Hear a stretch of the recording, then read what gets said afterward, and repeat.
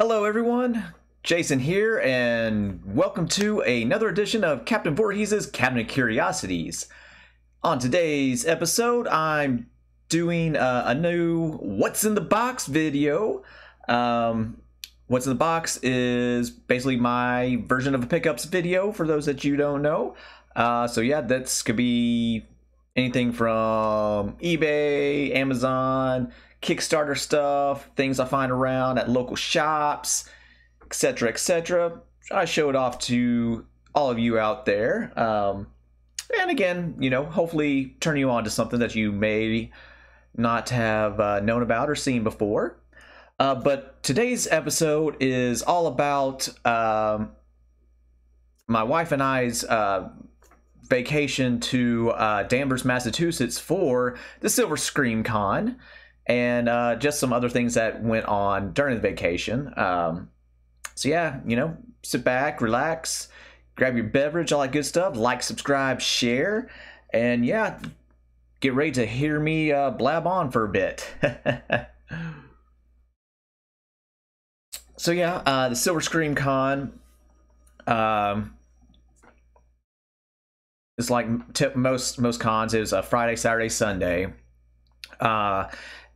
in Danvers, Massachusetts. So that's give or take about 30-ish or so minutes out from Boston, and give or take 15 to 20 minutes away from Salem, which we spent a little bit of time in Salem. We got to Massachusetts on a Thursday. So we got there a day early so we could do a few things around Salem, and then we left a day after the con officially ended.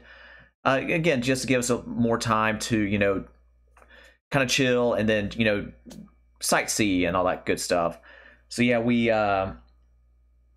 went to Salem for a couple times. Had some great seafood while we're there. Checked a few of the local shops and stuff. They had a bunch of various witchcraft stuff. Everything from Harry Potter type stuff to your typical stereotypical witch stuff that you see on media and whatnot. There were some haunted house tours. Some very cool, like there's a big church right there, I guess kind of in the Salem Square or whatever. Beautiful building. I loved the old houses and buildings and stuff in that area. I don't know, I just always loved them. I don't know if it's because going to my horror fanatic roots or whatever, because you see a lot of those types of houses in the old 80s and 70s movies, so maybe that's why. I don't know. But anywho, so we did that, and we made it decision to go to one of the museums. So we went to the Salem Witch Museum one of the days. That was actually Friday before the con officially started. And the Salem Witch Museum is the oldest witch museum in Salem. I think, if I remember correctly, it started in the 70s and has gone on since then. So you go in, and again, that building, a nice looking building. It has that old history and whatnot. But you go in, and it's basically a diorama, like a moving diorama of a few of the more famous cases during the witch trials and whatnot. And then after that, that was first part of it, and then you can go to the gift shop as they move the groups around, and then you see the second part of that is witchcraft in like today's society. So how it's evolved from from then till now. So it talks about TV and literature and movies, and then how things kind of coincide from like social issues and whatnot, and how that would kind of be perceived as witchcraft and witching and all that kind of stuff. So it was really cool. Julia was kind of a little let down from it, which I understand, but I thought it was cool because again, just all that handcrafted stuff. It could have been a little bit more in depth, but again, just the history of the building itself was really cool. So yeah, we got a few things from the gift shop there. We got our niece a shirt, a witch shirt from there. Julia got this little Salem Witch Museum pin. Of course, has a little black kitty there, since, you know, Kick-Ass and Rock and Roll are our two, you know, black cats. You know, that I like to call the Brothers Darkness. And then me, I got a patch to go on my jacket that Julia got me, was it last year or no, the year before? And, you know, she made put a bunch of patches and stuff on it. So, you know, one to add to the collection on that. And then I also got this book, The Malleus Maleficarum, of Heinrich Kramer and James Sprenger. And this was translated by Montague Summers. So basically, this was a manual that was on every magistrate's basically desk during the 15th through the 17th century, because this was Kramer and Sprenger's way of not only finding witches but taking care of them, and, you know, basically just trying to sort out all that mess. You know, it added to the hysteria, obviously, of the time period. But Kramer and Sprenger were two of the big witch hunters during that time. And the Malleus Maleficarum roughly translates to the hammer of witches, or witch's hammer. So yeah, you know, under instructions from you know, the Pope Innocent the Seventh, you know, they went about, you know, they came up with this manual on, again, how to snuff out witches and devils and succubi and all that kind of stuff, take care of them, and, you know, protecting yourself and stuff. So it's kind of a case study of all that stuff. So yeah, I'm looking forward to, you know, eventually diving into this, because yeah, just for, you know, the history of that, and then, you know,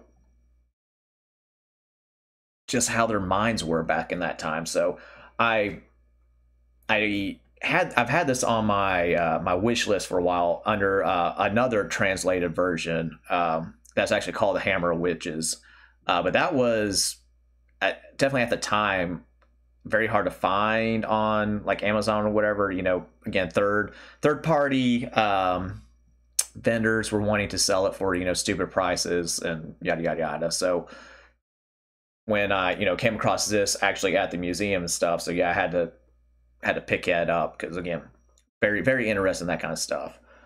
And I love just that whole, you know, I'm very interested in that time period. So yeah, very cool, very cool. Take a look at that. So yeah, that was basically so yeah, Friday, or Thursday, and then part of Friday we went to Salem, and then Friday afternoon is when the con officially started. So, you know, when you go to these things, you have typically you have, you know, your panel area, photo op area, and of course dealer hall that usually has where you can get, you know, autographs and stuff too. So when the package that I got for Julia and myself, we got it was the VIP, but they called it RIP because, again, horror, whatever. But we got a cool little swag bag. So yeah, a little drawstring bag, and in it has you know, Silver Scream Con pin, which that will go on my messenger bag at some point. Little keychain of their, you know, their logo or their little mascot. Oh yeah, and here's here's the lanyard. So yeah, very cool, very very cool. So that, and then we got, it was a flag of the banner. Then also a bumper sticker, I survived Silver Scream Con. So that was cool. And then we also got, here's our ticket stubs to the concert from that Saturday night. So again, with the package that I got, we got to go to the concert for free essentially or whatever. But no, that was just included in there.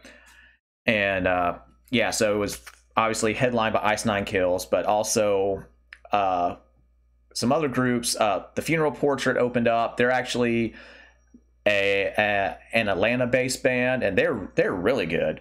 They've been around for a little bit, but yeah, they've really like picked up on like online and stuff. So yeah, their set was had nice presence, a lot of energy and stuff. So very, very impressed with them. And then also a couple bands from, if you listen to Sirius Radio, they're featured on Octane and was it Liquid Metal? So He Is Legend and In Spirit. They're all right. Didn't really dig In Spirit. He Is Legend, I was kind of getting into some of the stuff in there. So, I'll look them up a little bit more. They had a great cover of Smashing Pumpkins Zero, which I think I have heard that before. And of course, Ice Nine Kills. They played a killer set, and they actually played a few songs that I never thought that they would play. Like they went back and did some of their like older stuff too, like Me, Myself, and Hyde for Jekyll and Hyde. And also, I never thought I'd hear them play this, but their little spoof of Stacy's mom, which is Jason's mom for Friday the 13th. So yeah, they broke that out. I was just like, wow, I couldn't believe that. So yeah, again, that was an awesome concert, and that marks the second time I've seen Ice Nine Kills, and definitely want to see them a lot more in the future. Just guys, please, for the love of God, stop coming to Atlanta the week of Thanksgiving. They're doing that shit again this year. They did it last year. They were coming to town actually on Black Friday. This year they're coming, I think, the Monday leading into Thanksgiving. So again, I can't go to those concerts. But it's all good. I might travel and see them later on. But yeah, again, Silver Stream Con, I really enjoyed it. Kind of wore Julia down a little bit. She's not used to that kind of thing. So she didn't like it, but again, it was very taxing on her, which I totally understand. Again, when I've been to Dragon Con a couple of times, my very first time going to Dragon Con, same thing. I'm just, fish out of water, deer in headlights, like, holy crap, what is going on? So yeah, I get it, but she hung in there like a trooper, and she enjoyed herself too, especially on Sunday when we went to the Tony Todd panel. And yeah, Tony Todd was cool. Pretty much everybody up there, like celebrity wise or whatever, was really, really cool. They were nice and sweet, open to talking to everybody for a bit, not just, for like the autographs and sign shit and all that stuff, but they would talk to you, see them in the hall a little bit and that kind of thing. And then of course they had their panels and stuff. I forgot to mention, like, during Ice Nine Kills performance, so one of their songs is Merry Xmas for Silent Night Deadly Night, and Robert Brian Wilson from part 1 and then Eric Freeman from part 2, they were there taking pictures, all that stuff. They had a panel which we went to and enjoyed that. But they also, when Ice Nine performed that song, they came out on stage in their Santa getup and kind of acted out some stuff on there. So that was really cool. But yeah, you had like Alex Vincent and Christina Elise from Child's Play 1 and 2. They were there. Their panel was nice too. You had several people from the Terrifier movies, and actually Leah Vosi, if you've seen part 2, she was the I guess the head person from the the Clown Cafe or whatever it is. She had the song was playing and all that stuff. She came up and sung a little bit with the group too. So, you know, very, very cool. A couple of the different Jasons were up there. Same thing with Michael Myers. A few of them up were there. You had Judy Aronson from, you know, Weird Science and Friday 13th Part 4. She was there, and actually one of her photo ops, she was in the she would get in the raft because, you know, she got the raft kill in the movie. So that was cool. William Forsythe was he was a late addition, but, you know, he was really cool. Talked to him a little bit, and, you know, he was Sheriff Wydell in, you know, Devil's Rejects. That's probably my favorite role of his. But, you know, he was the asshole stepdad in Rob Zombie's Halloween. You know, Ronnie. He's in Dick Tracy. You know, he's Flat Top in Dick Tracy. He was, I believe, Al Capone in the Untouchables TV series. You know, he's done a bunch of stuff. Again, he was really cool. Tom Lee Wallace was there. I'll get more to him in a bit, but, you know, again, it was just really cool. Really cool talking to all them, going to the panels and stuff like that. But again, Dealer Hall. So I picked up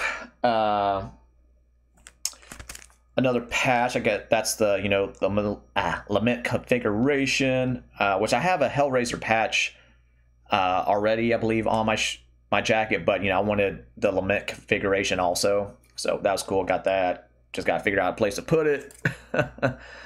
One thing I was disappointed in the Dealer Hall in that there wasn't a movie vendor there. Adam Green, for those of you who don't know, he started the Hatchet series. He was there, and he was selling a few of the like Blu-rays that he obviously made, but that was about it. There wasn't really anything else. I wanted like a dedicated movie vendor, so I can find some, you know, oddball crazy shit. So a little disappointed in that, but other than that, you know, it's some cool shit in there. If we weren't flying and brought in, you know, an extra big bag to put some more shit on there, probably would have got a lot more crap than what I did, because like Trick or Treat Studios was there, and they had for instance their masks. They had their Mortal Kombat masks, so they did Sub-Zero and Scorpion masks. They also had Shao Kahn's helmet. You know, that'd be really cool, and that was actually cheaper than what it was initially. But, you know, there's cool pillows and plushies and whatnot. But anywho, so got that patch, and I also got some vinyl. You know how I love my vinyl. So I finally, speaking of Ice 9 Kills, I finally got Silver Scream 1. I've been looking for this. I've been trying to get this damn record for basically ever since. So yeah, that's the songs on there. Ever since I saw them last year with Slipknot. But like nobody had this really. Even on their website, that this was always sold out. So found a vendor that had several of these, good price. So yeah, jumped on it. And then yeah, this colored vinyl is he said Bloodshot like splatter or whatever. So, you know, that's pretty cool.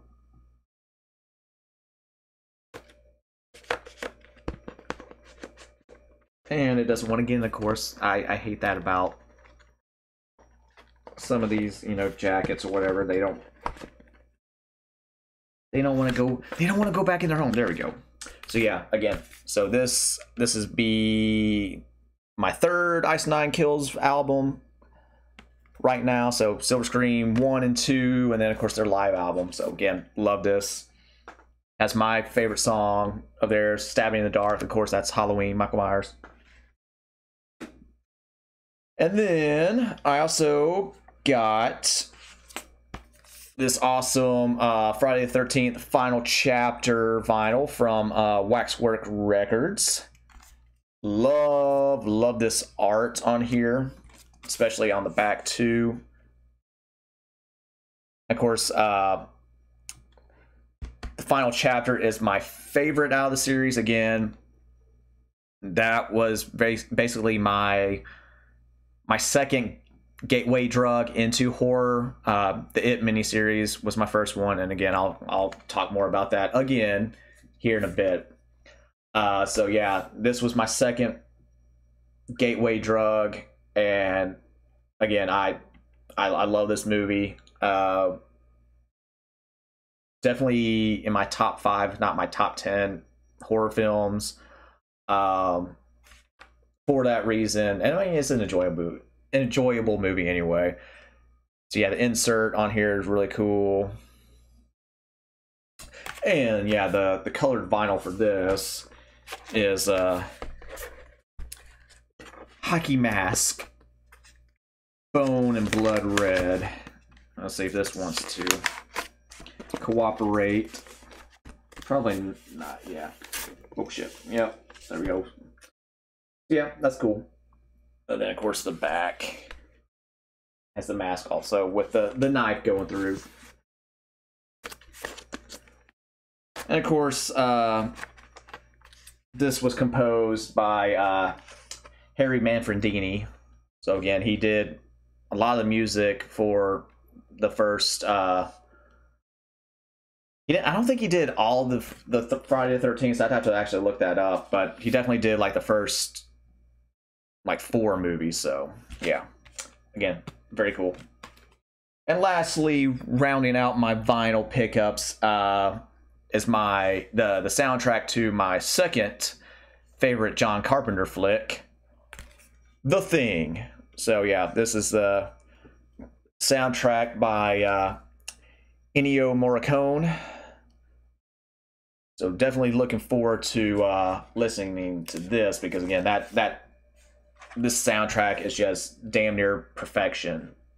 Just moody, sets the tone, gets you all paranoid and shit. It's so freaking good. And yeah, here's the inside. And then this colored vinyl is Alien Bone and Blood.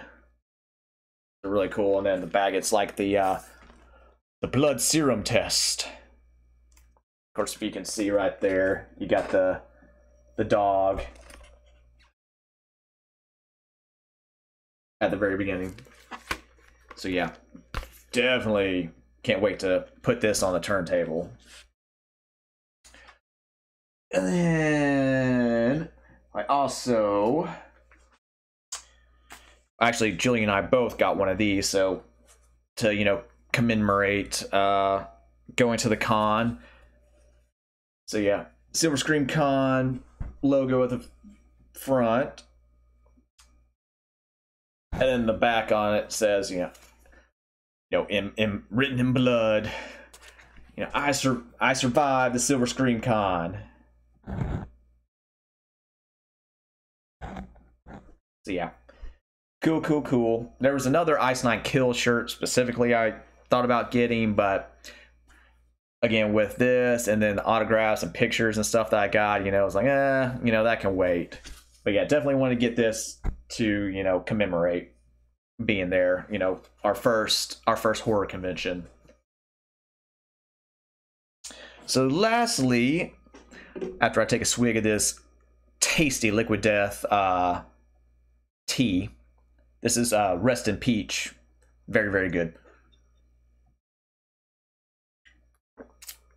So yeah, when you go to these conventions, you obviously got to, in my opinion, you definitely have to get some things signed from your favorite people that are there. And I actually opted to do a couple photo ops also. So this is like a professional photo op team that did them. I had one lined up for Tom Atkins. Tom Atkins was supposed to be there. Also, Tom Savini and Scout Taylor Compton. She ended up having scheduling conflict, which sucks. Tom Savini just backed out for some reason. Nobody knows why. Tom Atkins,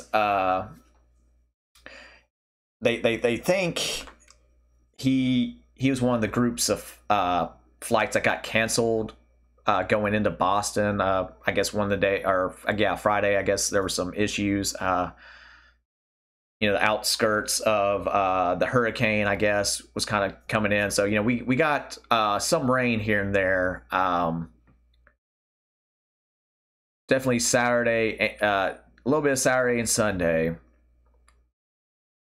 Partially Monday, but it was kind of out and about when we were flying, so that was good. I mean, we did have some turbulence, but not much. But yeah, Tom Atkins couldn't make it either, which sucks because again, I was really looking forward to that. But another person that I was really looking forward to getting something to sign up from was Tommy Lee Wallace. So Tommy, he directed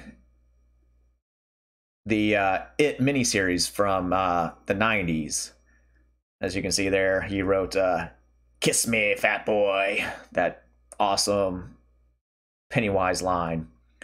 But yeah, Tommy Lee Wallace and my aunt, by extension, they are the reason I'm a horror fan, because accidentally walking in on this when I was 8, because my aunt, she either rented the VHS or she recorded the miniseries when it aired and was showing, my mom, dad, aunt, uncle, my grandma.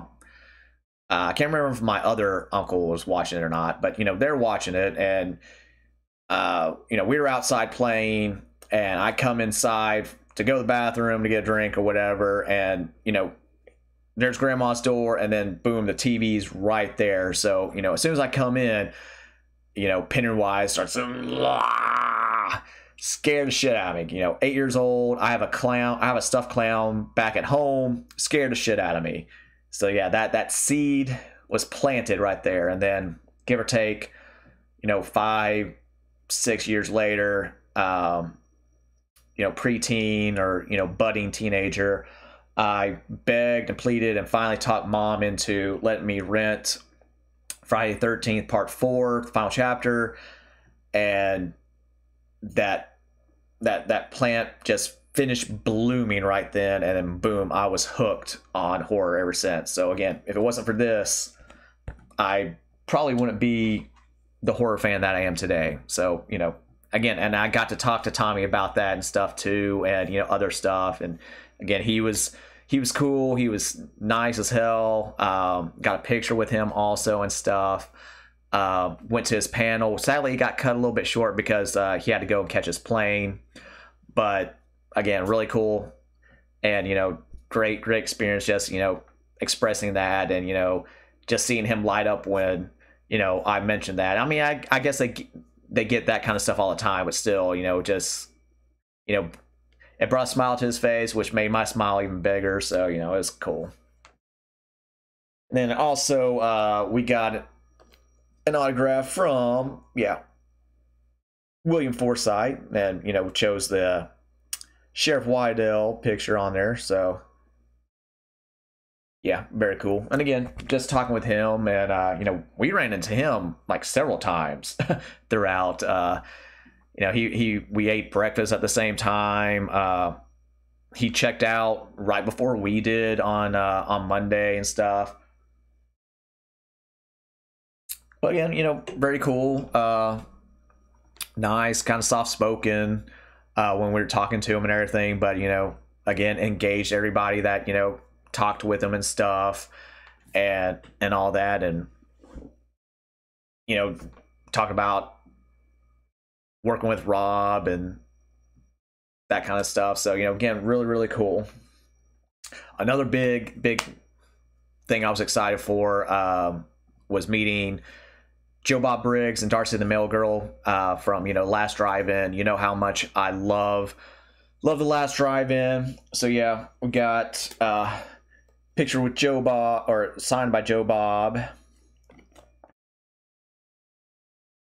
Of course, I got one from Darcy. And again, they both are super freaking cool, nice, down to earth. Joe Bob will talk your ear off. And again, both of them are super, super nice.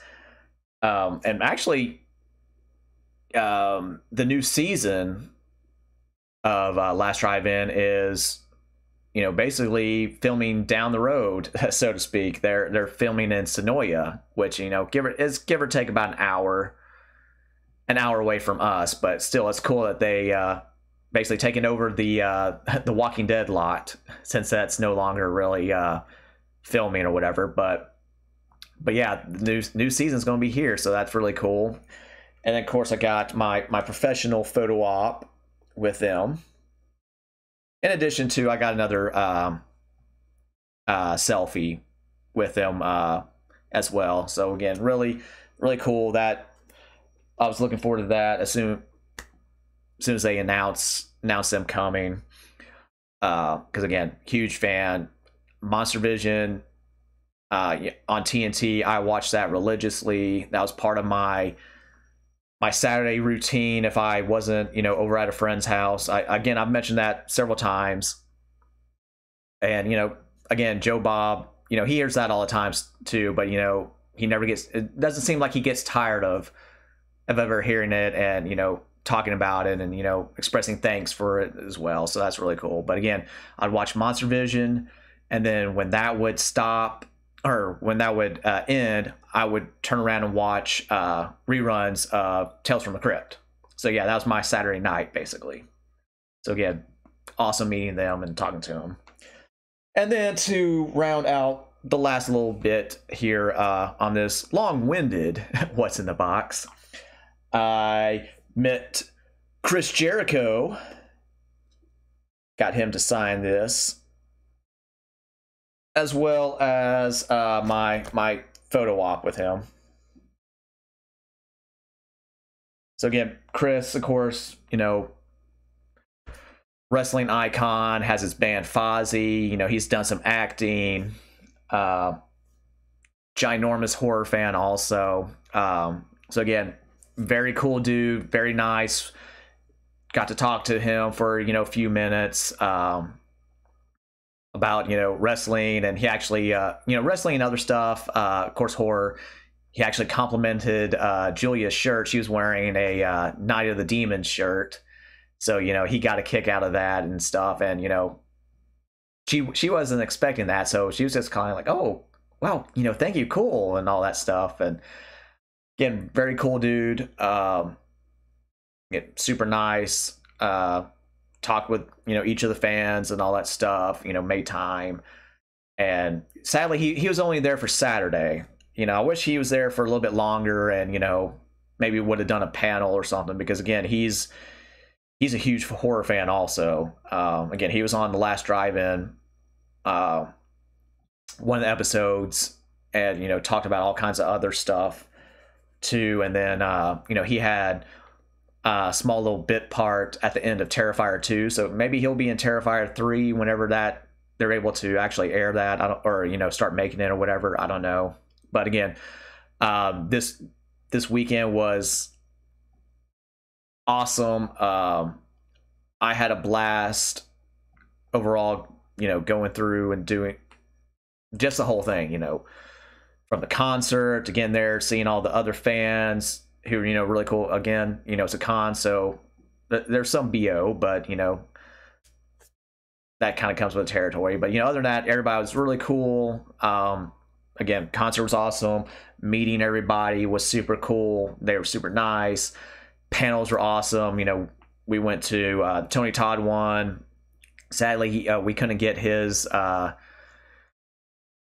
autograph because, again, just with the way things were timed and how his line was, obviously being the icon that he is in the horror realm.